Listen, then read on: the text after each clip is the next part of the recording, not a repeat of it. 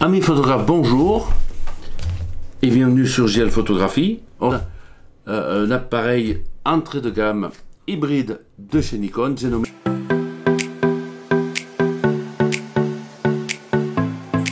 60-50 mm, vous voyez, très petit. Alors, pourquoi cet appareil à faire passer sur de l'hybride APS-C entrée de gamme avec les deux objectifs de ce Z50? C'est le premier appareil hybride également sur le Z6 et le Z7. C'est un boîtier qui a une finition d'art, un processeur XPID 6, donc le dernier en date de chez Nikon, un obturateur mécanique offrant un déclencheur mécanique. Vous voyez, j'arrive à bien le tenir, c'est vraiment idéal. Un emplacement pour 4 mémoires SD, alors un seul emplacement. Il a fallu gagner et du poids et de l'espace. Donc l'emplacement se situe là où il y a la batterie, juste à côté. Un SD. Alors vous allez me dire, un seul emplacement, c'est embêtant, il faudrait avoir les deux. Alors écoutez, personnellement, sur le Z6, j'en ai qu'un aussi.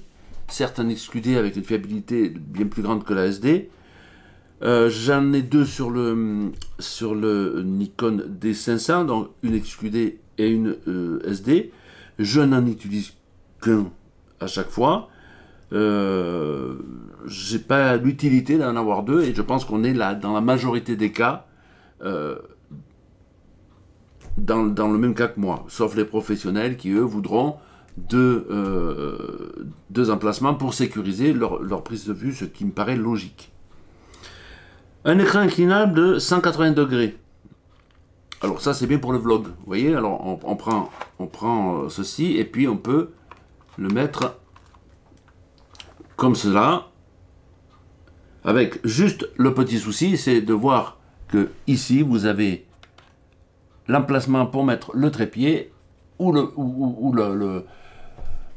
stabilisateur, hein, et vous l'avez donc devant l'écran, ce qui fait que c'est un petit peu gênant. Un flash intégré. Un mode rafale à 11 images par seconde avec le suivi AF et l'exposition continue.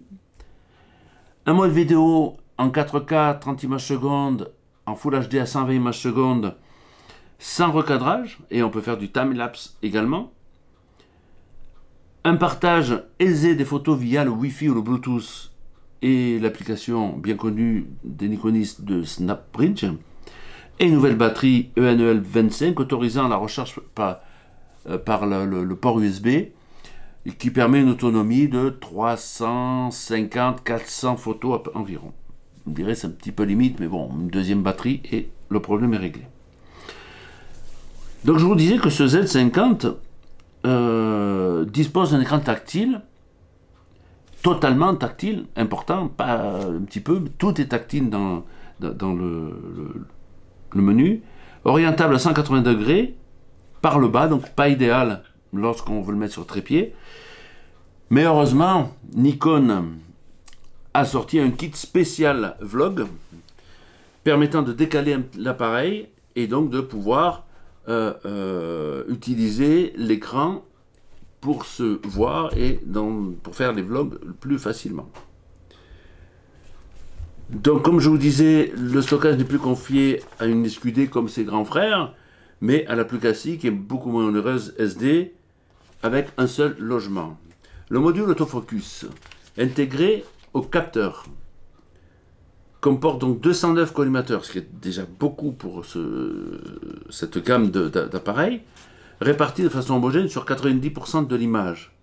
Le suivi autofocus est vraiment bon, voire très bon, d'autant que dès sa commercialisation, la fonction Eyes AF idéal pour le portrait était déjà présent. Je voulais vous parler de la sensibilité. On peut aller largement jusqu'à 12 800 ISO. 6400 c'est déjà très bien, on n'a pas beaucoup de bruit, on peut le traiter très rapidement et très facilement. 12 800 ça passe aussi largement. Par contre, à 25 600 ISO, un lissage en JPEG va être violent et donc va vous faire effacer tous les détails les plus fins. donc c'est un petit peu gênant. Alors, n'en parlons pas à 51200 ISO, ces défauts sont accentués, mais par contre, si vous voulez faire du noir et blanc un petit peu granuleux, pourquoi pas? C'est un bon choix. Toutefois, les plus allergiques au bruit pourront s'arrêter à 6400 ISO, qui est déjà une belle valeur en termes de luminosité. Les objectifs. Alors, les objectifs kit, hein, je parle, parce que de toute manière, pour l'instant, dans la monture Z, nous n'avons en DX que deux objectifs, le 16-50 et le 250, le 50-250. Alors, je vais parler du 16-50 à ouverture 3.5 à 6.3, donc 6.3 pour 50 mm. C'est un zoom équivalent à 24-75 mm en plein format. Sa plage focale qui commence à 16 en fait un véritable grand angle. Et à 75 pour les portraits, le reportage, les photos de rue, ça reste idéal, sachant qu'en plus, la distance minimale de prise de vue va de 20 à 30 cm, je crois. C'est un objectif stabilisé. Je rappelle que le Z50, je ne vous l'ai peut-être pas dit, mais le Z50, il est pas stabilisé, contrairement aux Z6 et Z7, qui, eux, sont stabilisés sur 5 axes. Il n'y a pas de stabilisation du capteur, et donc tout se fait avec la stabilisation optique. Nikon annonce un gain de 4,5 stop sur le Z50 avec ce petit zoom, ce qui compense largement l'absence de stabilisateur du capteur. Et j'avoue qu'il est très efficace. Cet objectif ne pèse que 135 grammes, donc vous avez là, ici, quelque chose de très léger. Il dépose très peu du boîtier replié, mesure 70 mm de long pour 32 de diamètre dans cette position. Le deuxième objectif, qui est celui-ci, voilà, celui-ci que vous voyez là, c'est le Z50-250, 4.5, 6.3, donc 6.3 à 250 et 4.5 à 50, donc je pense qu'il est mieux de faire à 50 avec celui-ci qu'avec le petit, puisque vous êtes à une ouverture 6.4 et là-bas 6.3 à 50. C'est une plage focale qui est équivalente à 75-375 en plein format et qui en fait un vrai téléobjectif capable de séduire les amateurs de gros plans, de photos animalières, de photos de sport. En tout cas, qui n'ont pas envie d'investir dans un téléobjectif plus imposant. Ce zoom propose lui un mécanisme rétractable qui le rend très compact, je vous l'ai montré, une fois replié. Le système de stabilisation, lui aussi, fait gagner jusqu'à 5 stops. Il ne pèse que 405 grammes. Sa longueur rétractée est de 110 mm pour un diamètre de 74 mm.